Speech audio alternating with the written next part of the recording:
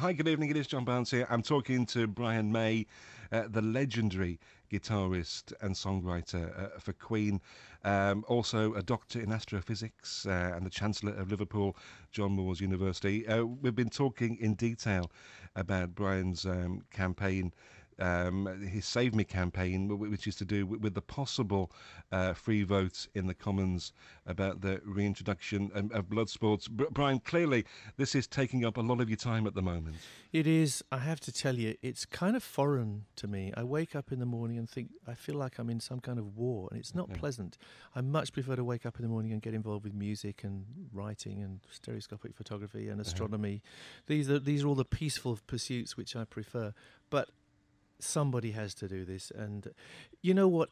I'm a patron of lots of charities, as you probably know, and I was going to do this through a charitable channel, but I discovered that if you are a charity, you're not allowed to say certain things. So I felt I had to be just me. So this is all my own money, my own time, my own energy, the Save Me campaign.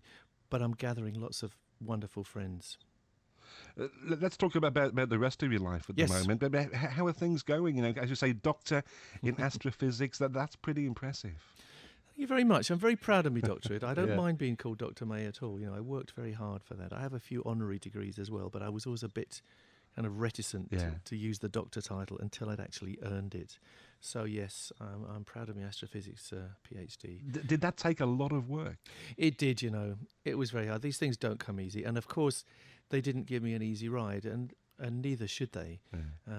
I was treated like any other student. I did 4 years postgraduate work on this in the 1970s, and then 30 years later I came back at the invitation of the head of astrophysics at Imperial College, which I'm incredibly lucky that happened. Michael Rowan Robinson actually emailed me and said, if you're serious about this, I will be your supervisor and you can take up your PhD. So I put a year of my life really dedicated to getting that PhD, and I'm glad I did. It gives me closure, if you like. Yeah. What is the fascination with astrophysics for you?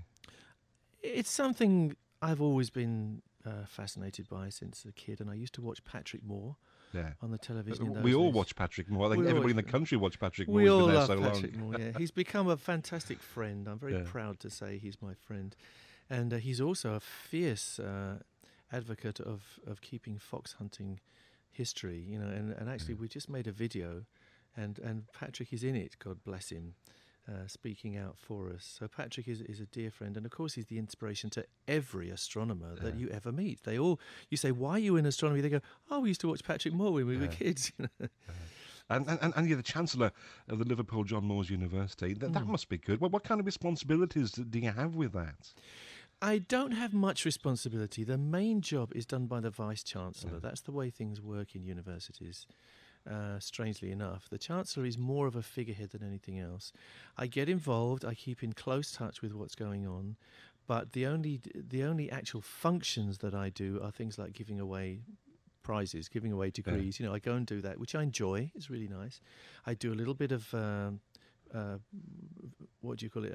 Fundraising, profile raising for the university, which is what part of my job. But basically, I'm there to give a little bit of visibility to the university in the public sector. Let's talk about music. I mean, how has music been going for you over the past few years? It's great. I love my music, and I don't have Freddie, of course, anymore. You know, and it's very hard to be Queen these days. You know, me and Roger do stuff together. Of course, we have We Will Rock You around the world as well, which is great. That's a good outlet. But we're not really Queen as such. We had a good outing with Paul Rodgers. That was great fun, but that's kind of over. We did that, and, you know, you move on. My efforts have all been going into producing an album for Kerry Ellis in the last few months. In fact, a lot of months. It's a very big project, a lot of guitars and a lot of orchestras, and it's very big, very epic. It's sort of, I guess it's rock meets musical theatre, if you like, but she's an astounding singer. And in the absence of Freddie, I've found it wonderful to be able to have somebody like that to write songs for and produce, who can just produce performances that knock you out. She's a very passionate, emotional singer. It's actually, Brian, extraordinary to think how long ago it was that we lost Freddie, because it was Yeah, 18 years, wasn't it? yeah. It still seems like yesterday. It does to me, and I still wake up slightly confused some mornings. I think I wake up from some dream in which Freddie is still alive and Yeah. being just as cheeky as ever, and it doesn't seem like he's gone. It's weird.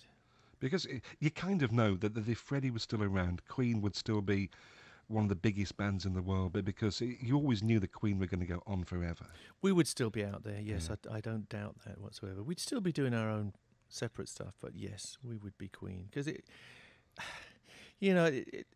there are always different sides to every coin, and some of it was difficult, but I tell you, it was glorious to be that group that could stride the whole world and unite people and bring joy to people. It was a great thing, and I feel so grateful that I was part of that.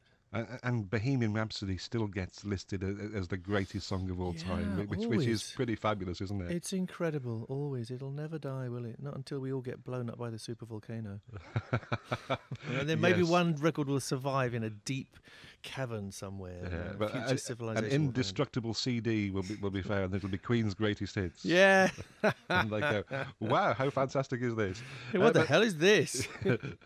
maybe if they had the video as well, it'd be even better. Yeah. Brian, it's been a great pleasure to talk to you. Thank you. Just remind us about the campaign Yes, and where we can please. find the details online. Yes, if you want to know the truth, please visit saveme.org.uk and go on Facebook and find Save Me as well, because there's a great dialogue going on that Facebook page, and it's getting huger by the moment, which thrills me. I think the whole country eventually will be behind us in keeping cruelty out of our countryside.